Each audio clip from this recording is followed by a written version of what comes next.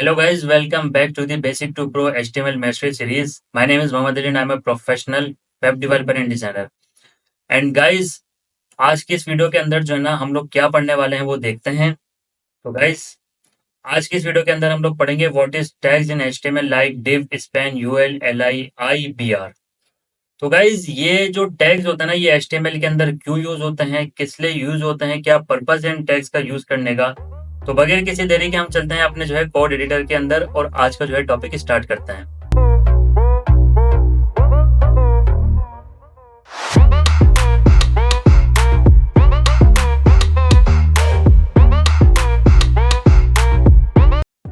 तो गाइस जैसे कि आप लोग देख सकते हैं हम अपने कंप्यूटर स्क्रीन पे आ चुके हैं और सबसे पहले जो है ना हम लोग जो है एक न्यू फोल्डर क्रिएट कर लेते हैं. ठीक है, और इस फोल्डर का हम लोग गाइस नेम देते हैं इस तरह से HTML2 और इसी तरह से फोल्डर के अंदर हम आने के बाद जो है ना गाइस ओपन विद कोड कर लेंगे. That's it. तो आप लोग देखेंगे यहाँ पे जो है ना मेरे पास जो है कोड एडिटर के अंदर इसने इस फोल्डर को ओपन कर दिया है. ठीक है, और अब हम एक फाइल क्रिएट करेंगे गाइस जल्दी से, index.html. ठीक है, index.html मैंने जैसे लिखे जो है ना गाइस टाइप एंटर किया तो आप लोग देखिए एक फाइल क्रिएट हो चुकी है. ठीक है, अब हम यहाँ पे बेसिक स्ट्रक्चर जो है ना अपने डिफाइन करेंगे जो है ना HTML का. तो आप लोग इस तरह से एक्सक्लेमेटरी जो साइन है उसको जो है ना प्रेस करेंगे कीबोर्ड के अंदर. तो यहाँ से आप लोग इस तरह सजेशन मिलेगी और गाइस सजेशन जैसे आप लोग को मिला आप लोग इस तरह से एंटर करना है. और अब आप लोग देखें कि बेसिक HTML का जो स्ट्रक्चर है वो आप लोगों के पास क्रिएट हो चुका है.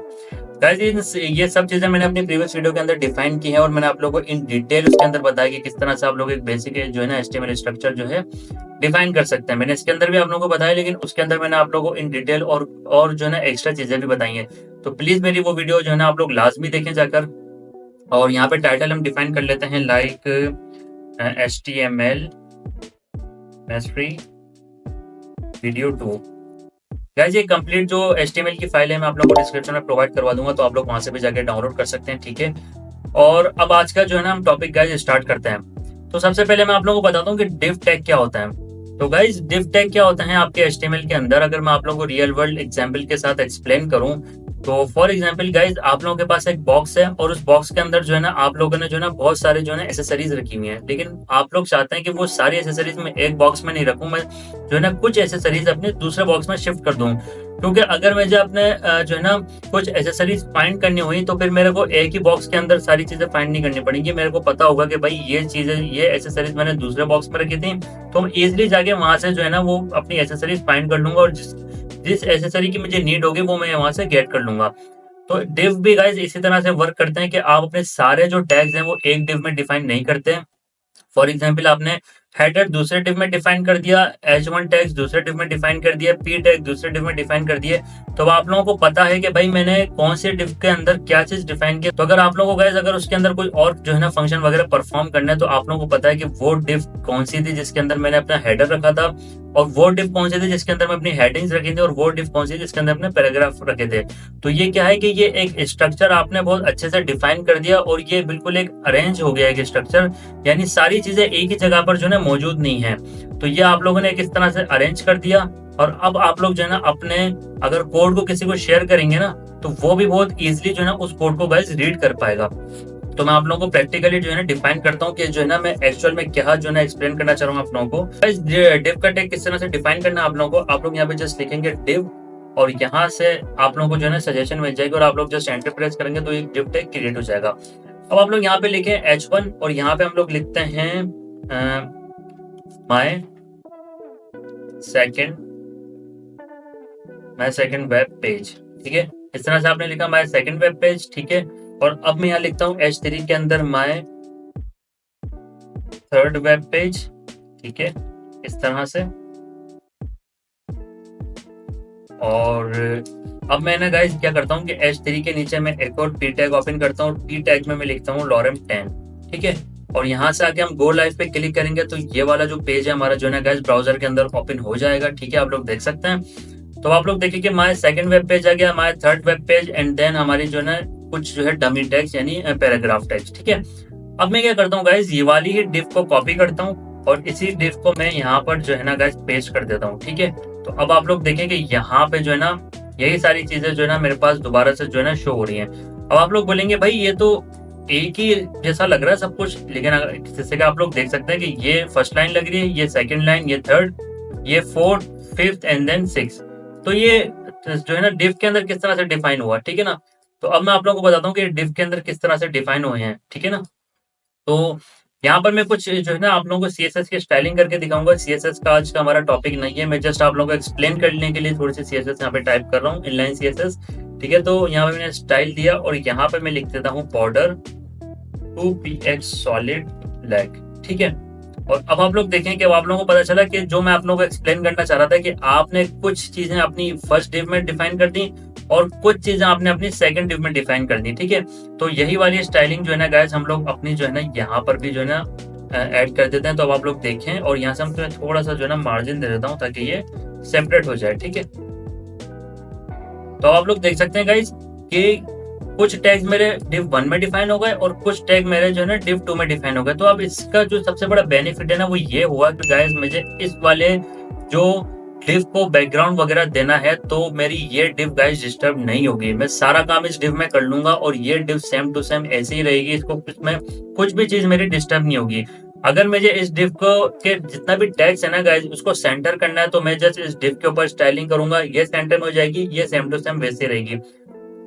तो गाइज आज की इस वीडियो के अंदर जो हमारा सेकंड टैग था ना वो था स्पैन टैग। तो स्पैन टैग को किस तरह से आप लोग यूज कर सकते हैं, गाइज आप किसी भी जो है ना अपने टैग के अंदर आ जाएं, लाइक H1 टैग में आप लोग आ जाएं या H13 को आप ओपन कर लीजिए, ठीक है।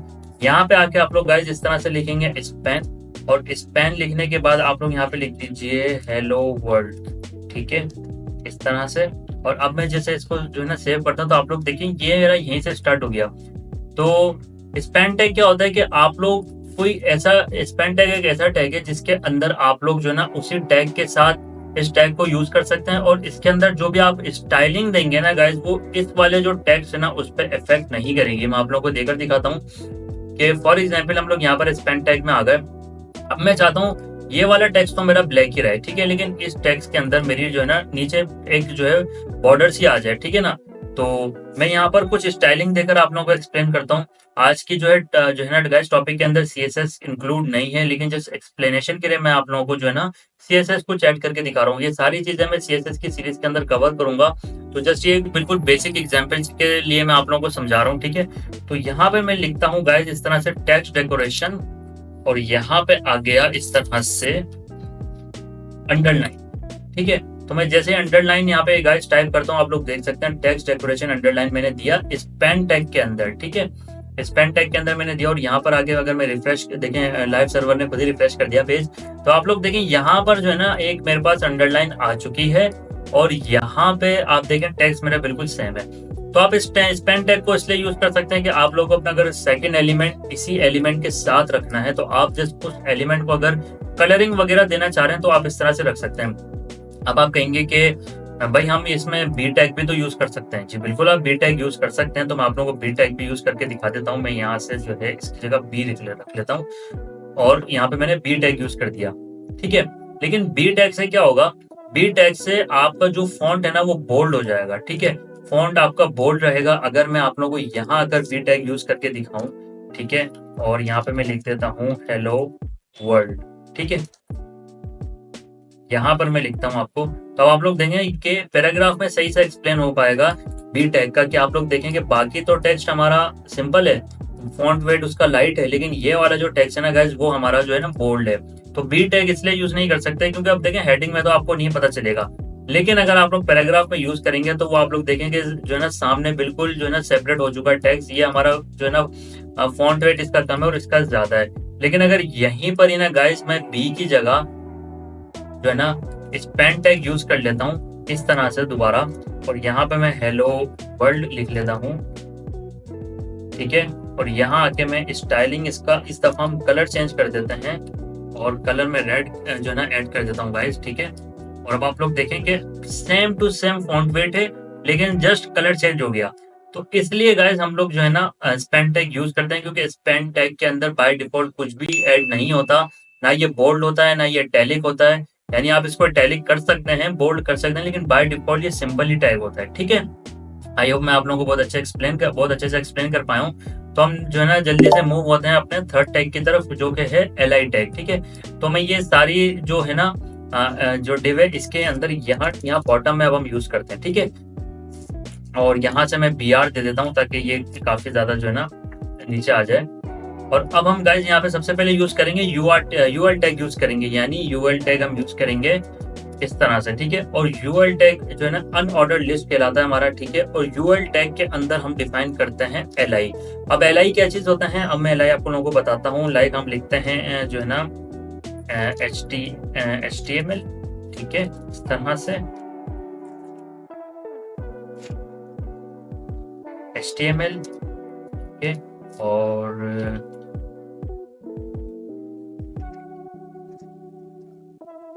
CSS, ठीक है, और JS, ठीक है, देन React, ठीक है। वीडियो बनाना, हाँ, स्पीकर ले लो, मैंने ले लो स्पीकर, स्पीकर यूज नहीं होता।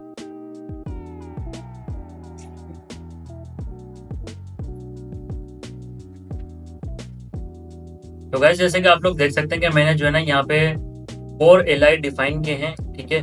और अब अगर मैं आप लोगों को वेब पेज पे लेके चलूं तो आप लोग देखेंगे यहाँ पे जो HTML, CSS, JavaScript and react, ठीक है, ये यहाँ पे डिफाइन हो चुके हैं। तो आप लोग देखेंगे कि एक तरह की लिस्ट डिफाइन हो चुकी है हमारे पास ना। तो अगर आप लोगों को कोई ऐसी चीज है जो आप लोगों को लिस्ट के अंदर डिफाइन करनी है गाइस, तो आप लोग इस तरह से जो है ना लिस्ट के अंदर डिफाइन कर सकते हैं। अगर मैं जो है ना यहाँ से जो है ना LIs को रिमूव कर दूं और मैं सिर्फ ये वाली जो हेडिंग्स है ना HTML, CSS, JS and react, ठीक है, इसको अगर मैं सिंपली गाइस सिर्फ यूएल के अंदर जो है ना डिफाइन करूं और अब मैं यहाँ के रिफ्रेश करता हूं तो आप लोग देखेंगे ये अब इस तरह से आ गया, ठीक है ना। तो LI के अंदर हमें गाइस डिफाइन करना ही पड़ता है लास्ट में, अगर हमें कोई अपने बुलेट पॉइंट्स डिफाइन करना है अपने वेब पेज के ऊपर। जैसे कि आप लोग देख सकते हैं कि अगर मैं अब यहाँ पर आके जो है ना अपने HTML के अंदर LI डिफाइन करूं और इस तरह से रखूं, तो आप लोग देखेंगे सिर्फ HTML हमारा जो है ना as a bullet point define हो चुका है, लेकिन बाकी जो है ना वो सेम टू सेम है, ठीक है। और अगर आप इनके अंदर भी करना चाह रहे हैं तो आप जो है ना बिल्कुल सेम टू सेम इस तरह से जो है ना गाइस कर सकते हैं, ठीक है। That's it. आई होप मैं आप लोगों को बहुत अच्छे से एक्सप्लेन कर पाया हूँ यूएल और LI के टैग्स को भी। अब हम जल्दी से मूव होते हैं अपने सेकंड टैग की तरफ, यानी कि जो थर्ड टैग है हमारा बी टैग।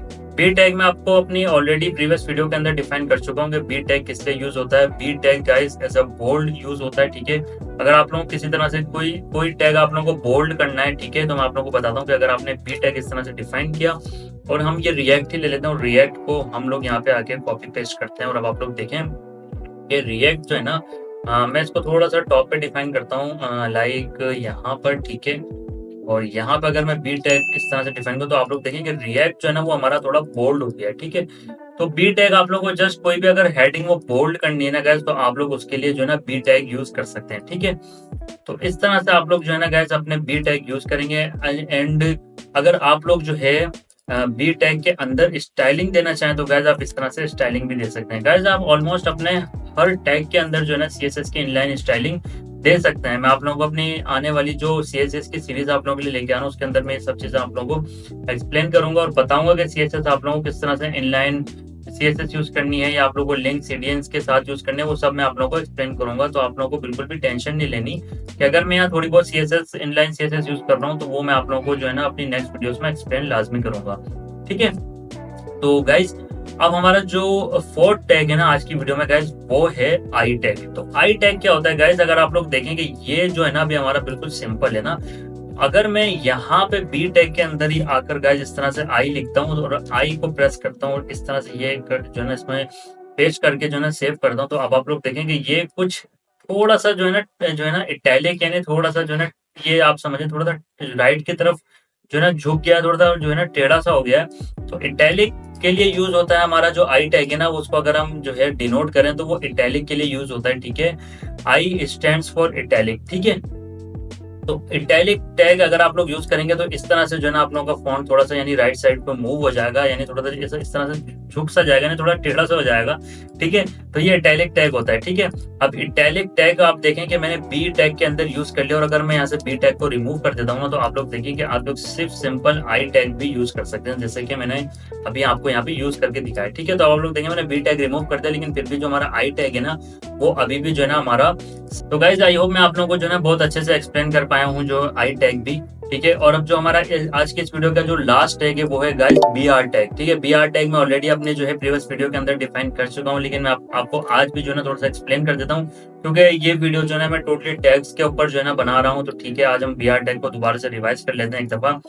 और गाइस BR टैग क्यों यूज होता है, अगर आप लोगों को थोड़ा सा ब्लाइंड ब्रेक के लिए यूज होता है। ठीक है, इसका जो होता है ना, आप लोगों को अगर ब्रेक करनी है कहीं पे कोई भी लाइन, तो आप लोग BR टैग को यूज कर सकते हैं। फॉर एग्जाम्पल यहाँ पे रिएक्ट है और रिएक्ट के बाद मैं लिखता हूँ लॉरेम लॉरेम 10, और मैं चाहता हूँ कि ये जो टेक्स्ट है ना मेरा ये आ जाए सेकंड लाइन पे, और रिएक्ट जो है ना वो टॉप पर ही रहे। ठीक है, तो अब मैं इसको सेव करता हूँ, यहाँ से आगे जैसे एक्सप्लेन करूंगा तो आप लोग देखेंगे रिएक्ट जो है ना वो तो टॉप पर ही है, लेकिन लॉरेम एप्सम जो है ना वो सेकंड लाइन पर आ चुका है। लेकिन आप लोगों ने एक मजेदार बात देखी कि दोनों इटैलिक हुए हैं। क्यों? क्योंकि हमने इटैलिक के अंदर ही यूज किया हुआ है अपना BR टैग भी और ये लॉरेम एप्सम भी। तो BR टैग आप लोगों को अगर मैं बिल्कुल सिंपल जो है ना एक्सप्लेनेशन दूं, तो अगर आप लोगों को कोई सा ऐसा एलिमेंट है जिसको आप नेक्स्ट लाइन पे लाना चाह रहे हैं, तो आप सिंपली गाइस BR टैग को यूज कीजिए, वो ऑटोमेटिकली जो है सेकंड लाइन पे मूव हो जाएगा आपका टैग। ठीक है, जैसे कि मैंने आप लोगों को यहाँ पर जो है ना यूज करके भी दिखाया है। तो आई होप मैं आप लोगों को जो है ना गाइस बहुत अच्छे से एक्सप्लेन कर पाया हूँ। तो अगर आप लोगों को गाइस ये वीडियो पसंद आई है, मैं आप लोगों को बहुत अच्छे से एक्सप्लेन कर पाया हूँ सारी चीजें, तो गाइस प्लीज इस वीडियो को लाइक कीजिए, कमेंट कीजिए, शेयर कीजिए, और हाँ दी आमिर लैब को लाजमी सब्सक्राइब कीजिए। मिलते हैं आपसे नेक्स्ट वीडियो में, तब तक के लिए अपना ख्याल रखिए। Thank you.